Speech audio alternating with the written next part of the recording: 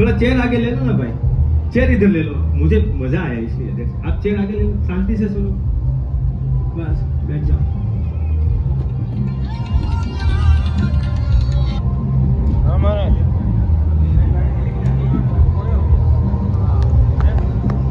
सबसे पहले ये जानेंगे, સૌથી પહેલા આપણે એ જાણીએ કે બ્રાન્ડેડમાં અને અનબ્રાન્ડેડમાં શું શું ફરક હોય। બહુ બધા લોકોના અલગ અલગ પ્રશ્નો હોય, સાહેબ કયું મિક્સર લેવું છે, સાહેબ મને કઈ એમ્પ્લીફાયર લેવું, મારે કયું સ્પીકર લેવું, ને આવા બધાના પ્રશ્નો બહુ હોય છે। શું કામ? તો કે સાઉન્ડ गैजेट्स के अंदर से ट्रैवल करता है और वो अपना किस हिसाब का साउंड कन्वर्ट करता है इस डिजिटल में, वो हमें शायद मालूम नहीं। એટલે આપણે લોકો શું કરીએ, આઈડિયા નથી। સાઉન્ડના ગેજેટ્સ બધા પાસે છે, આમાંથી જેટલા લોકો છે ને એ બધા લોકોને હું કહું કે તમારા બધા પાસે સિસ્ટમ હશે, असेंबल હશે, सब लोगों के पास होगी, है ना, तभी तो इधर आए हो।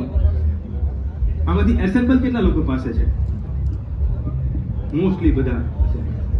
अच्छा, तो व्हाट इज द डिफरेंस? आपको इन असेंबल में और ब्रांडेड में क्या फर्क लगाते हैं, पहले ये चर्चा करते हैं। एक माइक दो यहाँ पे।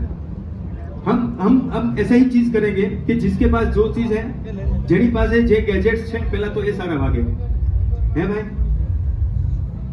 बोलता नहीं आवड़તું, हाँ बोलना तो आवड़े છે।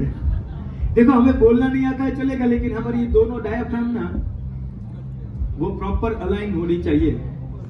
ऐसे रियाज करवाता हूँ मैं एकेडमी पे, शायद 2 दिन पहले एक रील रखी थी, इसका थोड़ा लो कट कर दो, लो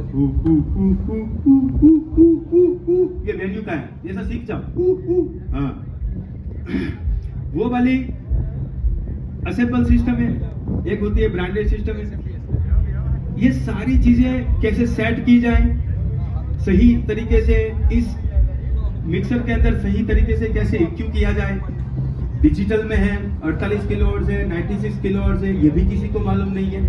मतलब साउंड के गैजेट्स हमारे पास अभी मार्केट में अलग अलग तरीके, डायफ्राम मतलब आउटपुट की, मतलब स्पीकर से लेके माइक्रोफोन तक सारी चीजों में फेरबदल हुई पिछले 5-7 साल में। सही बात है कि गलत बात है? एनालॉग था तब कोई प्रॉब्लम नहीं था, वो सब एनालॉग मिक्सर था और वन वे था।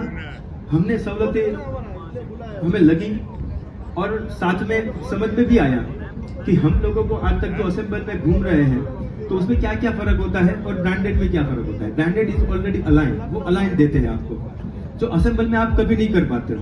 चलो एक सिंपल तरीका मैं आपको बोलता हूँ क्यों नहीं कर पाते हो। आप लोगों ने कहीं और से एक छोटी सी HF ली, मिड का स्पीकर लिया और मॉनिटर बनाया। ध्यान से सुनो कहाँ पे गलतियां होती है और क्यों विसल आती है।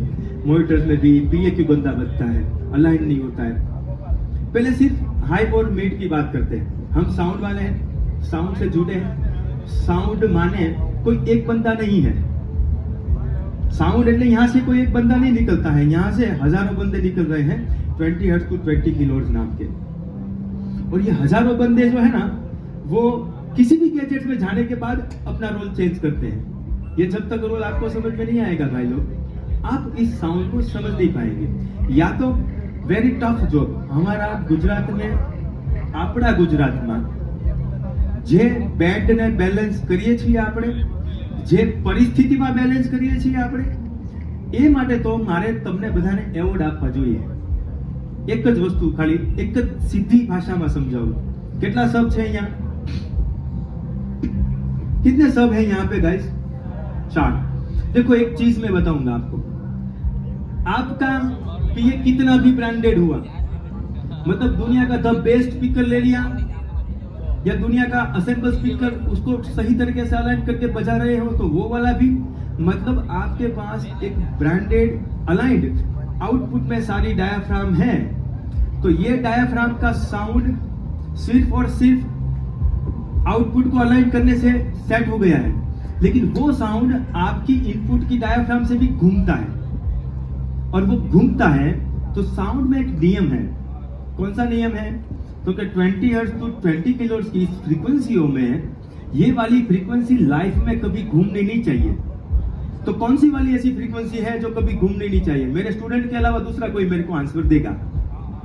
आप लोग इस साउंड में ही हो ना भाई लोग, साउंड से जुड़े हो तो इस फ्रीक्वेंसी से जुड़े हो। अगर इस फ्रीक्वेंसी से नहीं जुड़े हो तो आप साउंड से नहीं जुड़े हो, और अगर साउंड से ही नहीं जुड़े तो इस गैजेट का भी पता नहीं होगा और साइज का भी पता नहीं होगा। ये यहाँ पे 4 सब है, वहां से कोई भी एक डीजे का ट्रैक बजे और इनमें से एक सब को थोड़ा खसड़ा जाए तो क्या ये साउंड घूमेगा कि नहीं घूमेगा? मतलब कितनी भी ब्रांडेड पीए हो, गलत हाथों में जाएगी तो वो भी गलत बजेगी। कितनी जगह से प्लेसमेंट, अलाइनमेंट, आउटपुट की बात हुई। इनपुट में मैं एक एग्जांपल देता हूं। हम लोग डिजिटल में आए, लेकिन हम लोगों ने एक चीज देखी नहीं। डिजिटल माने आप कोई भी एक ऑडियो बोलते हैं, किसी भी एक डिजिटल गैजेट में जाता है तो वहां पे वो अपना एक डिजाइन बनाता है जिसको हम वेवलेंथ कहते हैं, आर्काइव कहते हैं।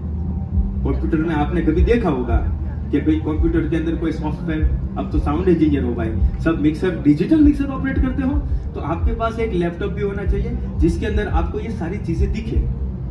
अब आउटपुट में 4 सब थे, एक को थोड़ा खसाया, पूरा साउंड घूम गया, मतलब ये डिसअलाइन हुआ। वैसे ही इनपुट में भी इनपुट की फ्रीक्वेंसियों को सही तरीके से बैलेंस ना करने की वजह से, बैलेंस माने सिर्फ इक्यू नहीं होता है जीवन में।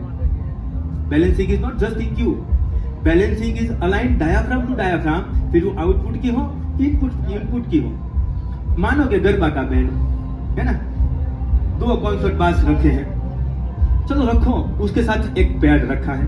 ये मैं सब म्यूजिशियंस को, सिंगर को बताना चाहूंगा, जितना पण गरबाना बैंड छे, रेकॉर्ड कर लो, જેટલા પણ ગરબાના બેન્ડ છે ગુજરાતમાં, वो सभी गरबा के बैंड के उस लीड सिंगर को, उस लीडर को जो डिसाइड करता है कि मेरे गरबा में मुझे यहाँ पे ये इंस्ट्रूमेंट चाहिए, तो उनको मैं